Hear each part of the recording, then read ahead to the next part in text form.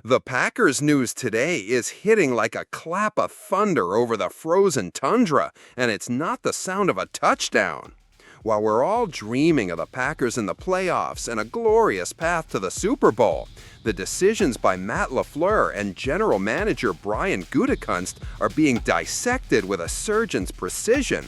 The question hanging in the cold Green Bay air is whether this offseason's heavy spending will pave the road to glory, or if it's just a shortcut to disappointment, putting the Jordan Love era under monumental pressure before we even think about the classic Packers versus Bears matchup. The Love versus Rodgers comparison just gets more intense with every dollar spent. You see, here in Wisconsin, we learned from a young age that patience is a virtue forged in the cold. Being a Packers fan, a member of the Packers Nation, means understanding the draft and develop philosophy. But since Brian Gutekunst took over, the style has changed. It's like trading in your grandpa's old reliable pickup truck for a flashy Italian sports car. Exciting, but risky and damn expensive. And this free agency, Gutty put the pedal to the metal. The bomb dropped when we saw Aaron Banks' contract, 4 years, $77 million. My fan heart, used to Titletown's frugality, nearly stopped. $77 million! That's enough money to buy bratwurst for the entire Lambeau stands for a decade. And for who? A player who, with all due respect, was never considered the cream of the crop at his position. Seeing that number was like expecting a safe 5-yard pass on third down, and instead watching a 65-yard field goal attempt against the wind. That dizzy feeling was validated by ESPN analyst Seth Walder. He looked at our offseason and gave us a C+. A C+! That stings more than a home loss to the Lions. Walder, with the coldness of someone who's never felt the warmth of a genuine "Go Pap Go," pointed out the obvious. We paid a superstar price for a support player. Aaron Banks became the highest paid interior guard in the league on our payroll, more expensive than guys like Will Fries, Kevin Zeitler, or James Daniels. For the love of Vince Lombardi, Tevin Jenkins, a raw talent, cost a fraction of that. The front office's defense is that signing Banks is a chess move.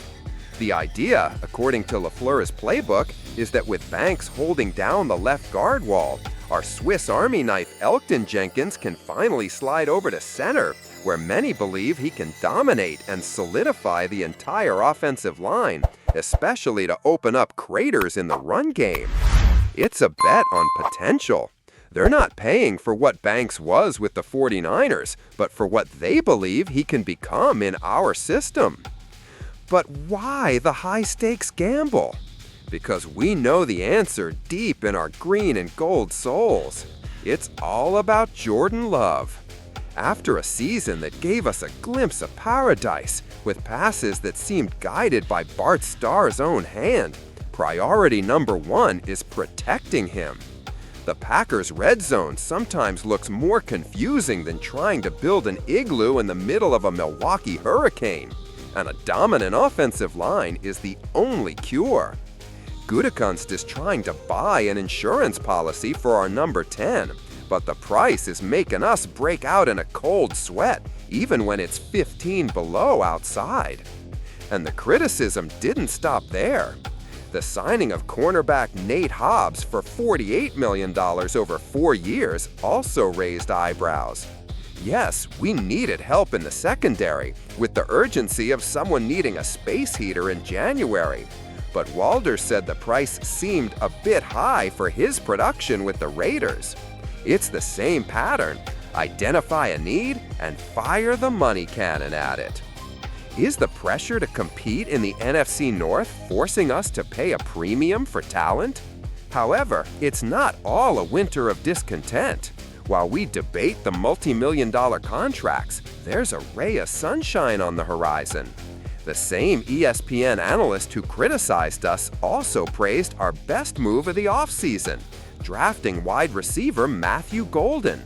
Walder said Golden gives us WR #1 potential, which is music to the ears of Cheesehead Nation, especially with Christian Watson still struggling to stay 100% healthy.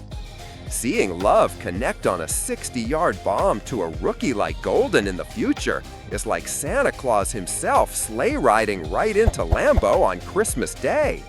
But before I tell you why Golden's arrival might be even more important than it seems, you need to know there's another rookie on the roster training like he's the new Jordy Nelson, and the media isn't talking about him yet.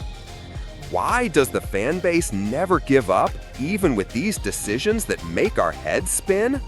Because being a Packers fan means living with your soul in the stands, even if your nose freezes before the second quarter. It's about faith.